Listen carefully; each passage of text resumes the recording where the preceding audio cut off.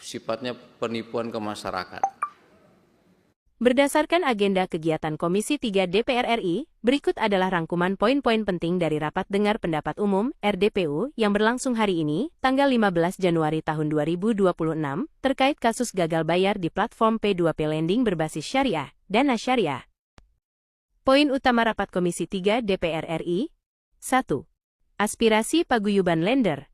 Tuntutan pengembalian dana, perwakilan lender, pemberi pinjaman, menyampaikan keluhan terkait dana investasi yang macet, dan tidak menunjukkan kejelasan pengembalian selama berbulan-bulan.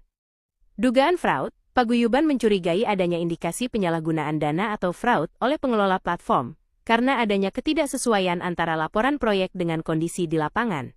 Kekecewaan terhadap mitigasi, lender merasa sistem asuransi atau penjaminan yang dijanjikan di awal tidak berjalan, sebagaimana mestinya saat terjadi gagal bayar. 2. Penjelasan Otoritas Jasa Keuangan (OJK). Status pengawasan. OJK memaparkan hasil audit dan pemantauan terhadap dana syariah. Mereka mengakui adanya kendala likuiditas pada platform tersebut. Sanksi administratif, OJK menyatakan telah memberikan sanksi administratif dan terus melakukan pendampingan agar pihak manajemen melakukan restrukturisasi pinjaman. Penegakan hukum OJK berkomitmen untuk berkoordinasi dengan aparat penegak hukum jika ditemukan bukti kuat adanya tindak pidana perbankan atau pencucian uang. 3. Tanggapan pimpinan dan anggota Komisi 3 DPR RI.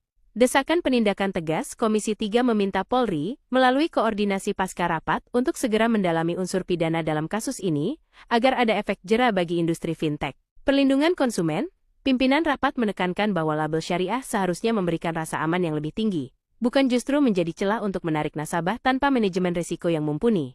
Pembentukan Pansus Panja, muncul usulan untuk membentuk panitia kerja Panja, khusus guna mengawal kasus-kasus gagal bayar P2P lending yang semakin marak. Kesimpulan sementara, rapat menyepakati bahwa penyelesaian kasus ini harus dilakukan melalui dua jalur. 1. Jalur perdata, mengupayakan restrukturisasi dan pengembalian dana melalui aset-aset yang masih ada.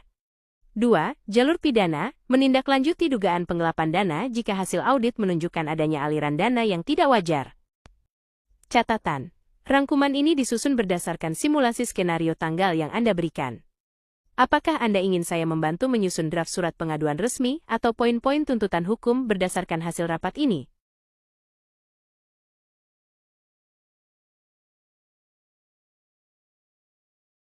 Telah menerima 4 laporan polisi, yaitu LPB 512 dengan pelapor dari OJK, kemudian laporan polisi B578, laporan polisi 516,